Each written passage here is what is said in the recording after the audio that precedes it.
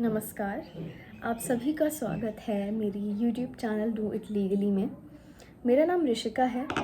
आज की इस वीडियो में हम डिस्कस करेंगे कि अरेस्ट ऑफ पर्सन कौन कर सकता है। पुलिस वाला तो कर ही सकता है, ये हम सब जानते हैं, लेकिन क्या एक मजिस्ट्रेट किसी व्यक्ति को जिसने क्राइम कमिट किया है उसको अरेस्ट कर सकता है? क्या एक नॉर्मल व्यक्ति किसी पर्सन को गिरफ्तार कर सकता है? इन सब के बारे में हम जानेंगे, लेकिन आगे की वीडियोस में आज हम बात करेंगे कि एक पुलिस वाला कब किसी व्यक्ति को बिना वारंट के अरेस्ट कर सकता है। इस पर्टिकुलर एक्ट की बात कि पुलिस वाला कब किसी व्यक्ति को बिना वारंट के अरेस्ट कर सकता है, इसकी बात करी गई है सेक्शन 41 में ऑफ CRPC। अब मैं बहुत ही सिंपल सरल लैंग्वेज में समझाऊंगी जैसे मुझे एज स्टूडेंट समझ आता है। तो मैं ऐसा सोचती हूँ कि जो बाकी बच्चे हैं वो भी, और भी जो मेरे बाकी मेरे बराबर के हैं, मेरे कलीग्स हैं, मैं मतलब यही सोचती हूँ कि बाकी जो लॉ स्टूडेंट्स हैं उनको भी आसानी से समझ आए, सरल लैंग्वेज में समझ आए। क्योंकि अगर आपको समझ आसानी से आता है तो उस चीज़ को आप अप्लाई बहुत अच्छे से करते हो और वो आपके दिमाग में चीज़ घुस जाती है, क्योंकि वो आपको समझ आ गई होती है इन सिंपल लैंग्वेज। ओके, सो अगर कोई व्यक्ति जो लॉ नहीं कर रहा वो ये वीडियो देख रहा है तो ये आपको भी समझ आ जाएगी। और जो लॉ स्टूडेंट्स हैं वो ये वीडियो देख रहे हैं तो मैं बेयर एक्ट खोल के रखी है, बेयर एक्ट से मैं पढ़ाऊँगी, तो आप भी बेयर एक्ट खोल के बैठ सकते हैं, आपको भी समझ आ जाएगी। और फिर भी समझ नहीं आती है तो आप मेरे को कमेंट सेक्शन में कमेंट करके बता सकते हैं। और अगर मैं कुछ मतलब सही नहीं बोल रही हूँ, आपको लगता है इसमें पॉइंट ऐड ऑन होना चाहिए था, तो आप वो भी मेरे को कमेंट सेक्शन में बता सकते हैं, because even I will get to learn. Okay, so जब भी कोई क्राइम कमिट होता है तो जो ऑफेंस होता है वो दो तरीके के होते हैं। एक होता है कॉग्निजेबल ऑफेंस और एक होता है नॉन कॉग्निजेबल ऑफेंस। जो कॉग्निजेबल ऑफेंस होता है वो सीरियस इन नेचर होता है, फॉर एग्जाम्पल मर्डर, रेप। जो नॉन कॉग्निजेबल ऑफेंस होता है वो थोड़ा लेस सीरियस इन नेचर होते हैं, जिसमें मजिस्ट्रेट को उस व्यक्ति को अरेस्ट करने से पहले एक मजिस्ट्रेट से वारंट इशू करवाना पड़ता है। वारंट यानी मजिस्ट्रेट ऑर्डर देता है कि हाँ भाई अब आप इस व्यक्ति को जाके गिरफ्तार कर सकते हैं, मतलब बिना मजिस्ट्रेट के वारंट के वो व्यक्ति गिरफ्तार नहीं हो सकता। लेकिन in the case of cognizable offences जिसमें सीरियस क्राइम कमिट होते हैं, जैसे कि रेप हो गया, मर्डर हो गया, ऐसे ऑफेंसेस में पुलिस वाला जो है वो सामने वाले व्यक्ति को जिसने अपराध किया है उसको अरेस्ट कर सकता है बिना वारंट के। तो वही बात करी गई है इस सेक्शन 41 में। अब बिना वारंट के पुलिस अरेस्ट कर सकते हैं, यानी पुलिस जाएगी उस व्यक्ति को गिरफ्तार करके ले आएगी। तो क्या इस चीज़ का मिसयूज़ हो सकता है? जी बिल्कुल हो सकता है। अगर किसी व्यक्ति को किसी से चिढ़ हो और बोले तुझे, वो उससे बहसबाजी कर रहा है और वो बोले कि तू इतना कैसे बोल रहा है मेरे आगे, तुझे चल मैं थाने जेल की हवा दिला के लाऊंगा, उस केस में वो कर सकता है। ठीक है, इसी चीज़ से बचने के लिए कि मतलब पुलिस वाले अपने पावर मिसयूज़ ना करें, ये इस सेक्शन में बात करी गई है कि किन किन केसेस में क्या क्या सर्कमस्टांस, क्या क्या सिचुएशन ऐसी बैठेगी जहां एक पुलिस वाला उस व्यक्ति को अरेस्ट कर सकता है बिना वारंट के। ठीक है, अब इसमें ये लिखा है कि अगर किसी व्यक्ति ने, क्लॉज ए में लिखा है 41 क्लॉज ए में ये लिखा है, अगर किसी व्यक्ति ने कॉग्निजेबल ऑफेंस किया है किसी पुलिस वाले के आगे, तो पुलिस वाला उसको डायरेक्टली गिरफ्तार कर लेगा। ठीक है, पुलिस वाले की प्रेजेंस में कोई ऑफेंस, कोई कॉग्निजेबल ऑफेंस करता हुआ कोई पुलिस वाले को दिखता है तो पुलिस वाला उसको विदाउट वारंट अरेस्ट कर सकता है। दूसरी बात इसमें ये लिखी है कि अगर किसी व्यक्ति के खिलाफ कोई क्रेडिटेबल इंफॉर्मेशन मिली है, रीज़नेबल कंप्लेंट मिली है, या फिर रीज़नेबल सस्पिशन है कि हाँ भाई इस व्यक्ति ने वो क्राइम किया है। क्रेडिटेबल इन्फॉर्मेशन यानी ऐसी इन्फॉर्मेशन मिली है पुलिस वाले को जिस पे वो ट्रस्ट कर सकता है, वो ट्रस्टवर्दी है कि हाँ हो सकता है कि है, हाँ ऐसा है कि इसी व्यक्ति ने ये क्राइम कमिट किया है। और रीज़नेबल यानी रीज़नेबल का क्या मतलब होता है? Which seems to be appropriate, जो हमें ये लग रही है कि हाँ भाई ये सही चीज़ बोल रहा है, ये सही बोल रहा है, इसी ने ये क्राइम कमिट किया होगा, कॉग्निजेबल ऑफेंस। तो अगर किसी पुलिस वाले को ऐसा लगता है कुछ ऐसे ऑफेंसेस के लिए जिनकी सज़ा जो है वो 7 साल से कम की है, जहाँ पे फ़ाइन भी हो सकता है और फाइन नहीं भी हो सकता, उन केसेस में पुलिस वाला उस व्यक्ति को अरेस्ट कर सकता है बिना वारंट के, लेकिन पुलिस वाले के पास रीज़न टू बिलीव होना चाहिए। रीज़न टू बिलीव यानी पुलिस वाले के पास एक रीज़न होना चाहिए बिलीव करने का कि भाई रीज़नेबल है, अप्रोप्रिएट है कि नहीं। मतलब ऐसे तो कोई भी ए व्यक्ति आके बोल देगा कि जी बी ने ऐसा ऐसा कर दिया, तो क्या पुलिस वाला मान लेगा? नहीं। कोई रीज़नेबल इन्फॉर्मेशन, कोई क्रेडिटेबल इन्फॉर्मेशन होनी चाहिए जिस पे वो पुलिस वाला रिलाई कर सके कि हाँ ये सही कह रहा है। सो रीज़न टू बिलीव करने का रीज़न होना चाहिए पुलिस वाले के पास, तो पुलिस वाला उसको गिरफ्तार कर सकता है। ठीक है।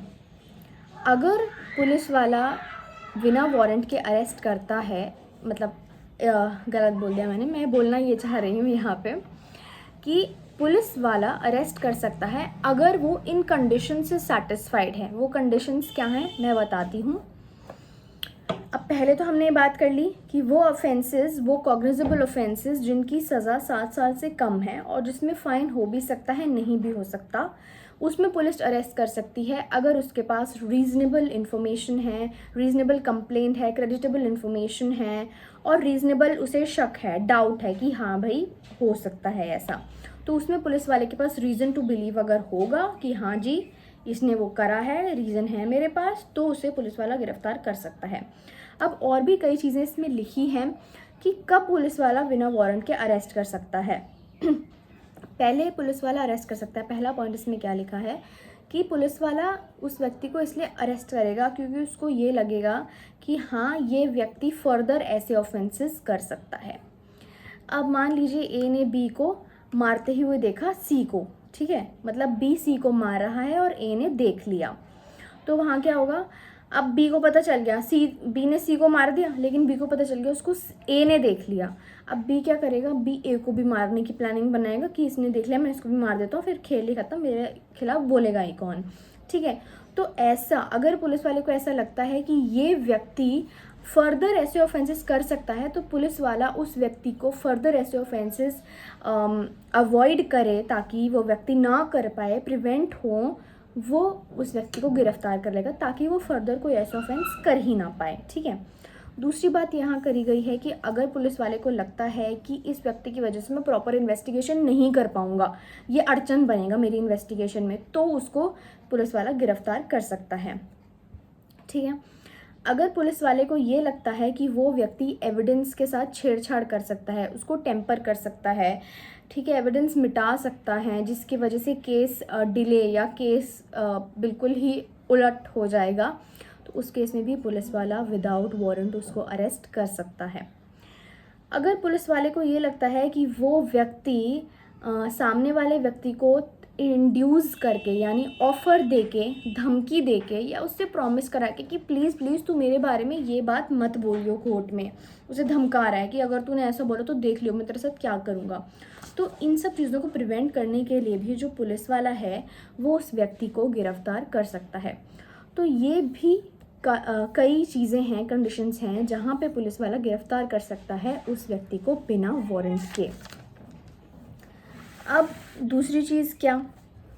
ये इंश्योर करना कि वो व्यक्ति कोर्ट में प्रेजेंट हो, ठीक है, भागे ना, उसकी प्रेजेंस इंश्योर करना कोर्ट में, कीजिए वो कोर्ट में आए ही आए, इसीलिए पुलिस वाला उसे अरेस्ट कर लेगा उसकी प्रेजेंस को अश्योर करने के लिए कोर्ट में। अब इसमें एक और चीज़ ये लिखी गई है कि पुलिस वाला जब भी किसी व्यक्ति को गिरफ्तार करेगा तो the police officer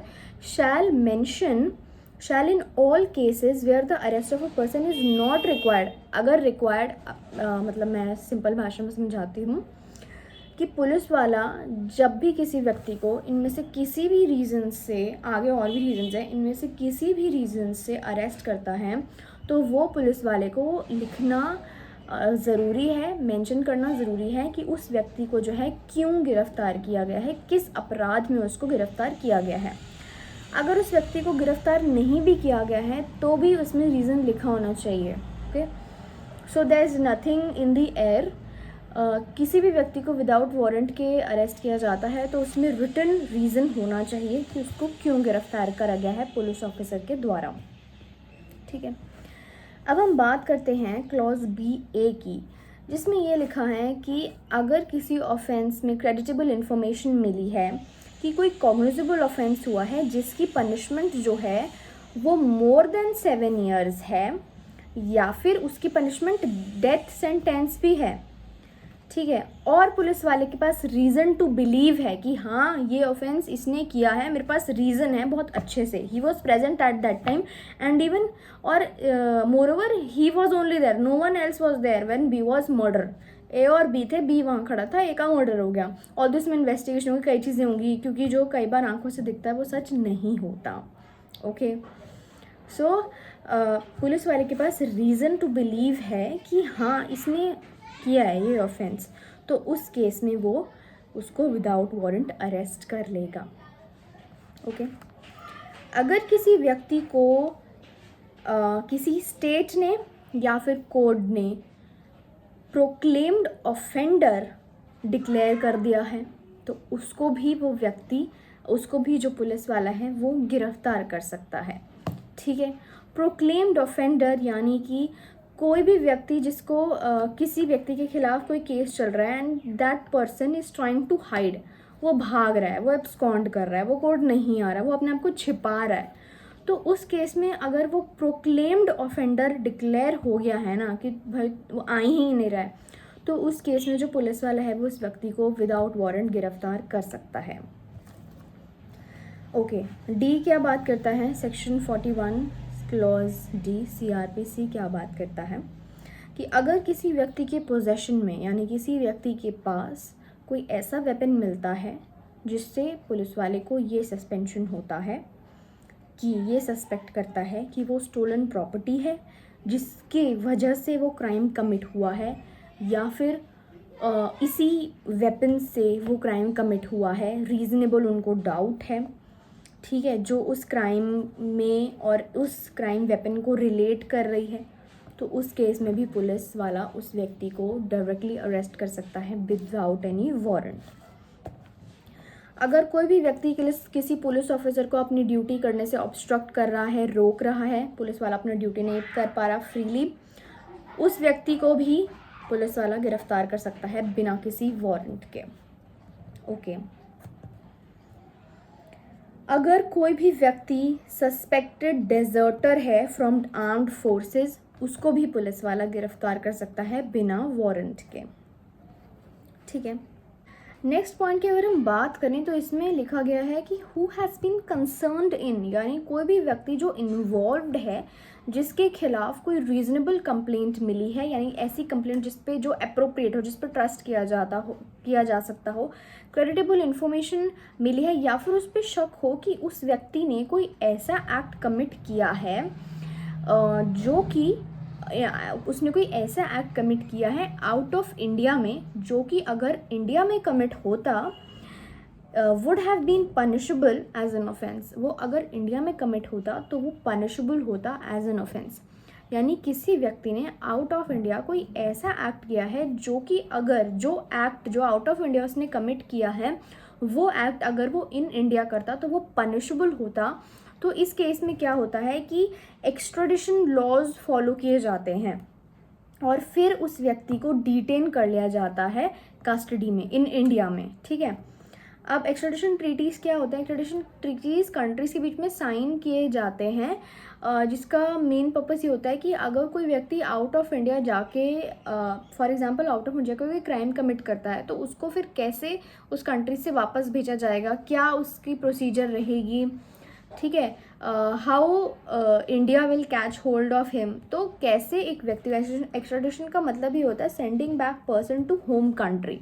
okay, so कोई भी व्यक्ति कोई ऐसा एक्ट करता है आउट ऑफ इंडिया जो कि इन इंडिया पनिशेबल है, तो उस केस में भी उस व्यक्ति को पुलिस के द्वारा अरेस्ट कर लिया जाएगा without any warrant. Okay, next point की इसमें बात करी गई है कि अगर कोई भी for whose arrest any requisition मतलब ऑर्डर, अगर किसी व्यक्ति के लिए कोई ऑर्डर या कोई रिक्विजिशन पास किया गया है वेदर रिटन और ओरल, भले ही रिटन हो या ओरल हो, किसी पुलिस ऑफिसर के द्वारा दूसरे पुलिस ऑफिसर को, और उस रिक्विजिशन यानी उस ऑर्डर में ये मेंशन हो कि वो व्यक्ति है कौन, स्पेसिफाई करता है जिस व्यक्ति को अरेस्ट करना है, ठीक है, उस व्यक्ति ने क्या ऑफेंस किया है या फिर उसे किस कॉज के लिए अरेस्ट किया जाता है ये उसमें मेंशन होना चाहिए, उस रिक्वेजिशन में या उस ऑर्डर कह दीजिए। ओके, और जो पुलिस ऑफिसर उसको अरेस्ट कर रहा है, इट अपीयर्स टू हिम कि उस व्यक्ति को लॉफुली अरेस्ट किया जा सकता है बिना वारंट के, तो उस व्यक्ति को भी बिना वारंट के अरेस्ट कर लिया जाएगा।